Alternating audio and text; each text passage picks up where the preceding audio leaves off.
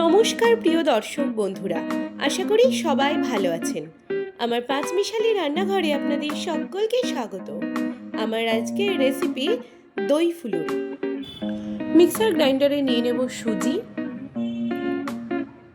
2 চামচ মতো চালের গুঁড়ো, সামান্য পরিমাণ চিনি আর টক দই।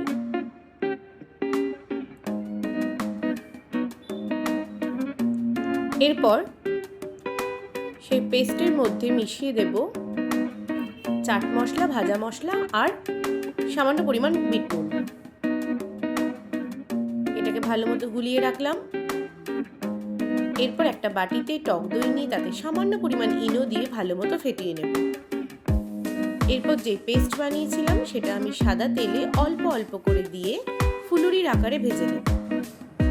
ভাজা হয়ে গেলে যেই টক দইটা আমি মিশিয়ে রেখেছিলাম সেটার মধ্যে সেই বড়াগুলো দিয়ে দেব। এরপর একটা তড়কা প্যান নিয়ে তাতে দিয়ে দেব সর্ষের তেল, ফোড়নে দেব কালো সর্ষে, সাদা জিরে, শুকনো লঙ্কা আর দিয়ে দিলাম কারি পাতা। আধ ঘন্টা মতো ফুলুরিগুলো ভিজিয়ে রেখে তার উপরে দিয়ে দিলাম তড়কাটা। তৈরি হয়ে গেল দই ফুলুরি। খেতে খুবই সুন্দর হয়েছিল। আপনারাও বাড়িতে এই গরমে একবার হলেও দই ফুলুরি বানিয়ে খেয়ে দেখবেন। ভিডিওটি ভালো লাগলে লাইক, কমেন্ট, শেয়ার করতে একদম ভুলবেন না। আর অবশ্যই আমাদের চ্যানেলটিকে সাবস্ক্রাইব করে দেবেন।